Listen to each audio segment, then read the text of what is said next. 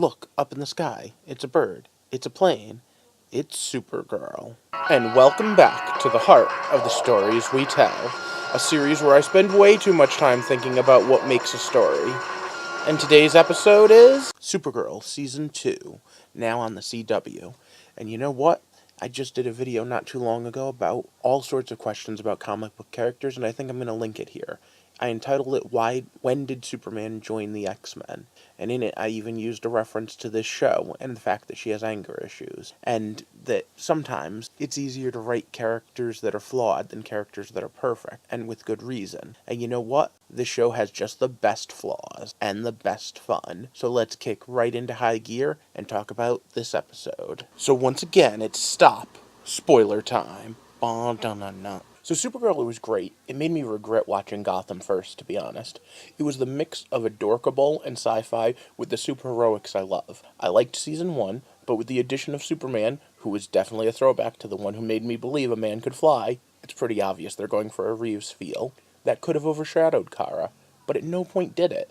In fact, the two of them working as a team at the absolute beginning, even though it was forecast by all the commercials, still brought a smile to my face. And just on a physics level made me sit there and go, oh, good thing neither one of them said, oh no, I can handle this, because point blank, with something as big as a spaceship or a plane, the more flying people you have, the better off you are. Seriously, if there were 5 super strong flyers there, 5 of them working together would be better than just one, just because of the fact of how things break apart. I think one of the best parts is the fact that the part that Supergirl really needs Clark and Superman to help with is the work-life balance.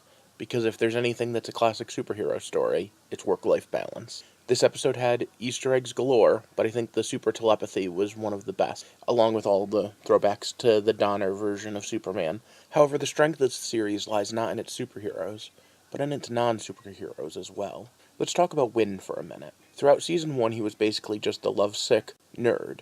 And you know what? He kind of worked cool, but there was always just some potential that was missing. And I think moving him from Catco to the Department of Extraordinary Affairs really changes him. It gives him that ability to just grow. You know what his greatest moment was?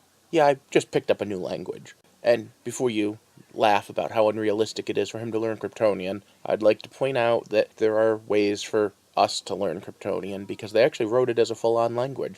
Cat Grant, as always, comes off as that strong mentor figure. I do think they have a few problems making her likable, but for the most part, I think that she's the epitome of what a strong female lead should look like. Now, with Lena Luthor being introduced, that might change, because I'm thinking Lena is going to be more the friend, well, maybe frenemy, than the mentor, but I want to see how that plays out.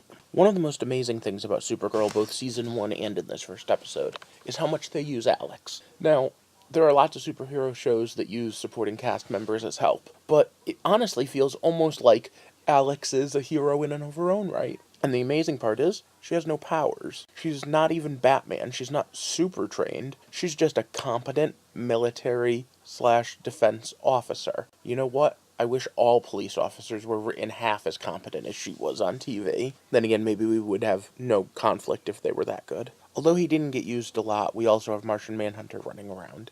Now, the special effects budget probably says that a CGI character like him can't be used every episode. But I have to say, the actor does a great job of selling it even when he's just in his human form. He's another one to watch as the season goes on. So what did you guys think of Supergirl? I think it's a great start to a new introduction on the CW, and you know what? I can hardly wait to see how they do this. One more spoiler for upcoming episodes. Supergirl's always been part of the Berlantiverse, but now being on CW, she can take place in the full crossover.